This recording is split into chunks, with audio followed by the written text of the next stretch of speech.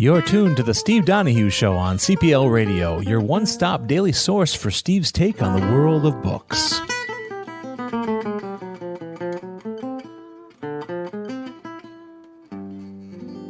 And now your host, the book critic who literally reads everything, Steve Donoghue. Greetings, fellow patrons of the Cedarburg Public Library, and welcome back to the Steve Donoghue Show, where we discuss bookish news, views, and reviews with a beady eye for Teen Beat exclusives. And the news that I have for this admittedly very short podcast of the Steve Donoghue Show revolves around Pinch Point. It revolves around a modern-day robber baron. People like to vilify Jeff Bezos of Amazon as being one man who has enormous personal control over a vast amount of book distribution. And it's true. If you think about it for a minute, if you personally cheese off Jeff Bezos and you have a book on Amazon, good luck. He can pull it. He can order some wee, sleeked, timorous, cowering little slave in his office to pull the book and never have it listed again. He could shadow ban it so that you don't even know what's happening. And who knows what else? Amazon has vast, impersonal, and complete control over the books in its domain. And those books are huge. That domain is vast. People download books, especially in a pandemic. Electronic books have a renaissance that isn't exactly the kind of renaissance that you or I might want them to have, but nevertheless, people suddenly couldn't go to bookstores.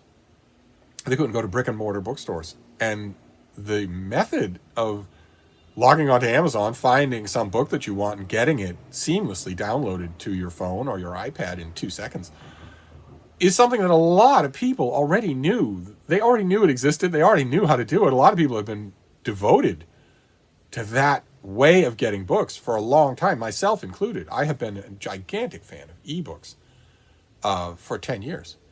They solve so many of the problems of printed books, after all, and they are so easy to do.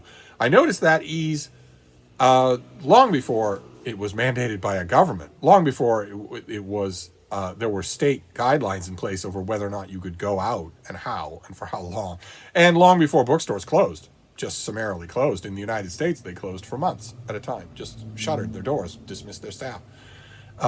Long before that was the case, I was loving the ease of ebooks, and it not just for getting the book and being able to start reading it when the whim strikes you at 9 at night, even in the best of the happy old evergreen days when we could all go out and about in public.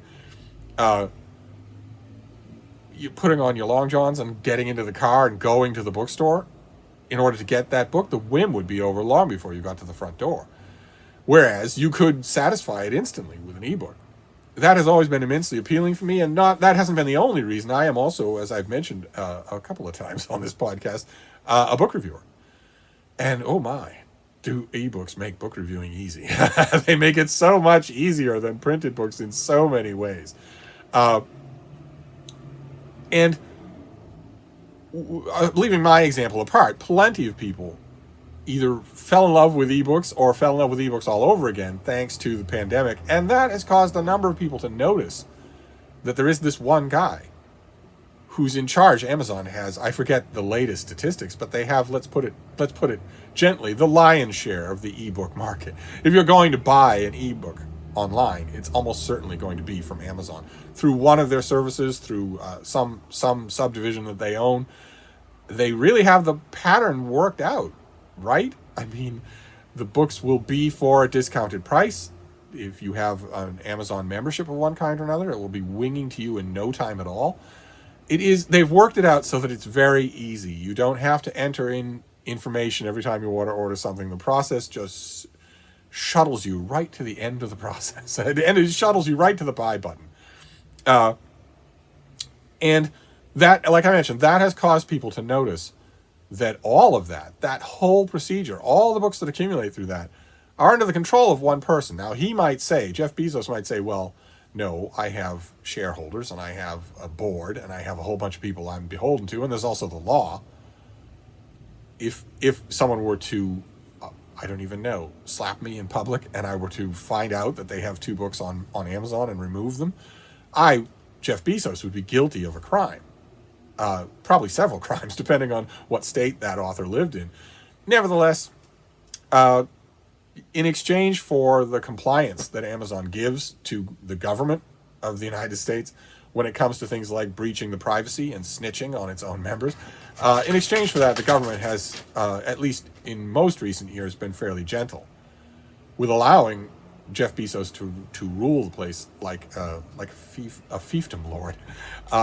I think that will probably change. It might be one of the only positive notes of a Donald Trump presidential administration. Trump hates Bezos, not because of anything literary. Donald Trump doesn't read and doesn't know how to read, but because Bezos also owns a newspaper that is critical of Trump, and that is how authoritarian dictators think.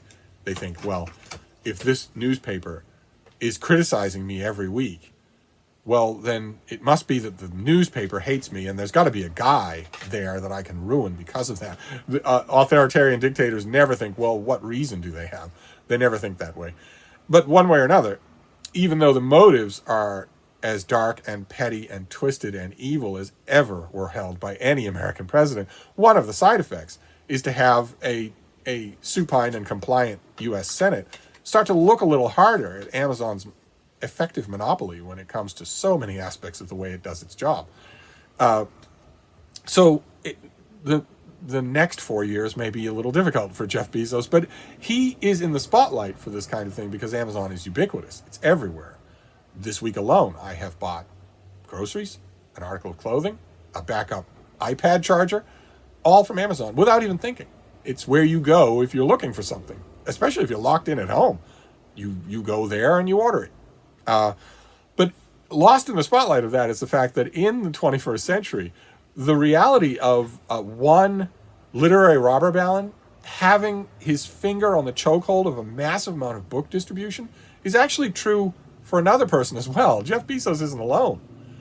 And that person is James Daunt, the British financier and venture capitalist who bought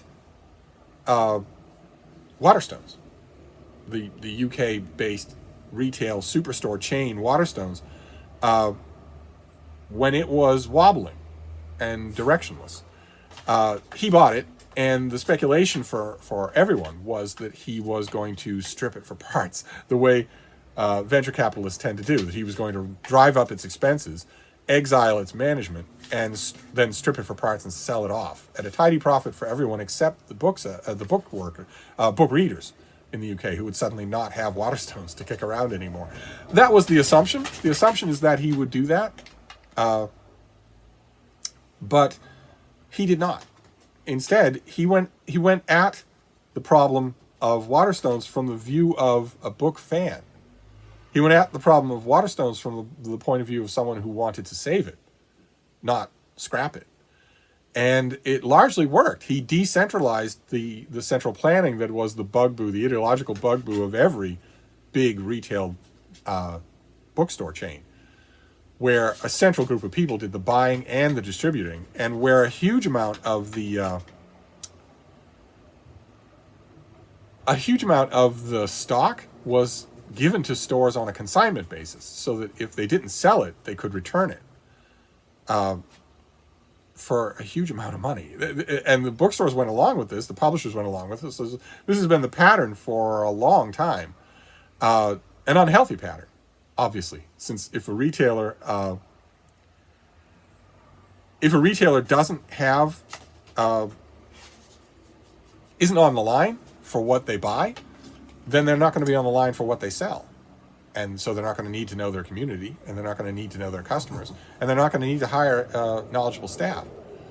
You get rid of that, and suddenly all those things come into play again. Suddenly a store in the suburb of Baltimore will realize what it should have known all along, which is that it's a drastically different store from a store in Portland, Oregon.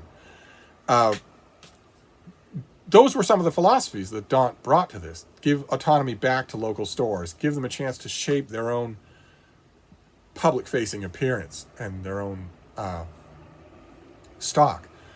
And as has been reported widely in the press in the last year, he also went to publishers and said, look, I know the deal you've had before, but times have changed, and that deal has to change as well, and has been largely successful at that. So when Daunt then bought Barnes & Noble, the last standing big box retail bookstore chain in the United States, well, the speculation was all over the map when he started to do it, as you could imagine. A lot of the people who said, well, venture capitalists only drive up debt on the things they buy and then run them into the ground and sell them off for parts, for personal profit, for giant golden parachutes. That's all they do. So that's what will happen to Barnes & Noble. There were plenty of people who said that when Daunt bought the company. And unlike when he bought Waterstones, there was a large chorus of people saying no. Ordinarily, we might believe that, but he has intentionally not done that with the one other big retail bookstore chain that he's bought. It's possible that that is a pattern. It's possible that he won't do that with Barnes & Noble. And that turned out to be true. He bought Barnes & Noble and announced right away that he was not going to drive up needless debt, that he instead planned to save the chain the same way he saved Waterstones. By decentralizing the buying power, forever and ever, buying for all Barnes & Noble stores was done by a coterie of 8 people in an office in Manhattan, irrespective of what the individual neighborhoods of those stores wanted or could sell. And for a long time, Barnes & Noble also had the same crippling returns policy, so that they weren't on the hook for stuff they didn't sell, so they didn't have to try to sell it, and didn't have to have people knowledgeable enough working there to sell it to customers. Daunt decided to do the same thing for Barnes & Noble that he'd done for Waterstones. He decided to decentralize the buying, to decentralize the display, the look of the stores, and to give them a physical renovation so that they weren't quite so impersonal. Now, as devil's advocate here just for a minute, and of course in any discussion of retail bookselling, big chain bookstores will be the devil. But let's take devil's advocate here for just a second. You can understand the reasoning behind the decision on Barnes & Noble's part to do what they did. And it's good reasoning to an extent. You want... the idea that Barnes & Noble had all those years ago was that the experience of walking into a big Barnes & Noble anywhere in the country should be relatively the same. You should be seeing the same books. You should be seeing the same kind of variety, the same kinds of displays. And that thinking was undertaken not just because Barnes & Noble liked to collect money from publishers who were paying for those displays and paying for that prominence, but also because Barnes & Noble didn't want to be at the mercy of a store manager or store assistant manager or store merchandising manager who may be an imbecile. You don't want to be at the risk of someone who happens to own it, to run a store in some poor benighted suburb, who is a moron, doesn't have any idea what to do, he's lazy, has poor taste, or maybe has extremely pointed tastes and doesn't care whether the rest of the world shares those. When the attitude of the Barnes & Noble approach was, let's get rid of that. Let's make sure that doesn't happen. Let's safeguard the little communities who deserve as polished and professional a front door to the store, so to speak, as the big stores in LA and New York. Okay. As far as devil's advocate goes, that is fairly good reasoning. And Daunt's new system has the risk. There is the risk that those old abuses, the abuses that Barnes & Noble was worried about 30 years ago, will start to happen. That, for instance, arch-liberal store managers or arch-conservative store managers will start to make an imprint on the first impression their store makes without caring that plenty of the people who walk through their front doors won't have partisan political opinions or will have partisan political opinions that aren't their own. I am old enough to remember that when bookstores, you ran the risk of being like that. When there was no such thing as a superstore chain, you ran the risk of being at the mercy of whoever the store manager was in terms of what they thought was important and what they didn't. It's a good way for a store to hemorrhage money and then go out of business, because if the store manager has a yen for, Prussian military history, you'll get 10 books on that ordered 10 deep, when a sensible store manager would know that none of them are in fact going to sell. Daunt has assured people in many interviews that this is not a free-for-all, that there will still be such a thing as Barnes & Noble Corporate, and Barnes & Noble Corporate will still be keeping an eye on what the individual stores do. As I think the example he put was that if if you are a Barnes & Noble anywhere in the country and you don't have readily available copies of The Catcher in the Rye, you're going to get a phone call or maybe a visit if you're close enough. I think that's interesting, especially since, as I started up by saying, Daunt is the counterpart to Jeff Bezos.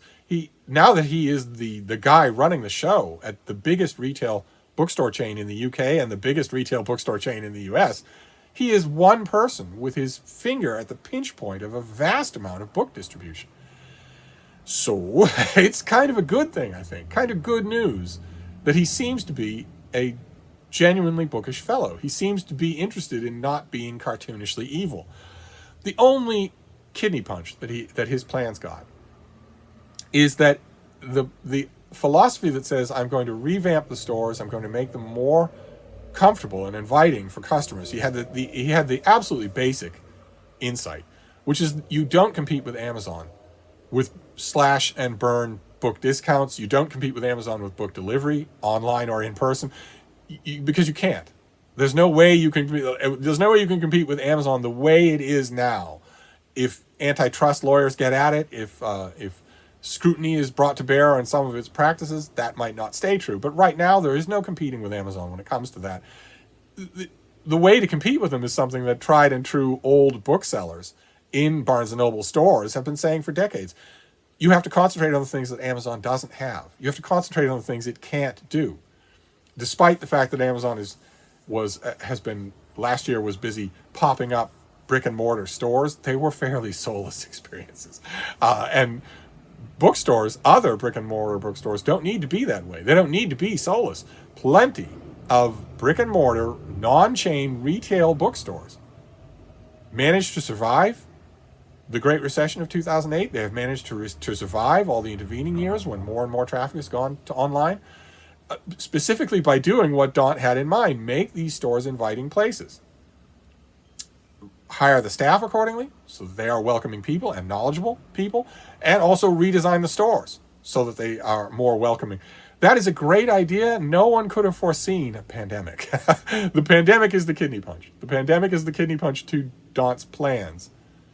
Because you can redesign stores all you want, but if your store isn't open for business, if you can only have, X number of customers in at a time and they all have to wear face masks and they are subtly or maybe even not so subtly encouraged not to linger, then that plan goes out the window. And those customers are still going to be thinking that online might be easier, that the online experience might not be costing them anything. We shall have to see. So far, when that kidney punch was first dealt, I thought this will be the moment when Daunt will change his tune, when he will revert to his corporate raider instincts and say, well, I had the right intentions. I tried. No one could have foreseen a pandemic, so I'm laying everyone off and I'm going to scrap these stores one by one. That's what I thought would happen. He has surprised me once again by telling people in numerous interviews that this is bad, this is horrible, this pandemic for brick and mortar foot traffic bookstores, but that he's viewing it as temporary and is going to use this window to revamp the stores in more or less peace and quiet. He seems, in other words, to have all of his original plans unaltered. We'll see. Time will tell. I just thought I would ruminate a little about this for your podcast today, especially about the reality that these two men control the books that you get in your life. Almost certainly, unless you're lucky enough to have a really good, completely independent brick and mortar store, or unless you do business with one of the few publishers that doesn't outsource all of their fulfillment to Amazon. There are ways to do it. They don't involve the double-digit discounts that Amazon always offers. They don't involve the ease, that 9 o'clock at night or 3 in the morning ease, but they are still there. And your local bookstores have order online and pick up at the curb. They are doing their best to cope with this pandemic in limited ways, in ways that aren't a shadow of what Waterstones or Barnes & Noble or Amazon can do. So I thought I would ruminate a little bit on this, and we'll see what comes of it. Whether or not either one of these two men who control millions of books and the lives of millions of readers, what will happen to them as 220 turns into 221? We'll find out together. I will revisit the subject. But in the meantime, I'm gonna sign off on this podcast for now and wish you a day of happy reading.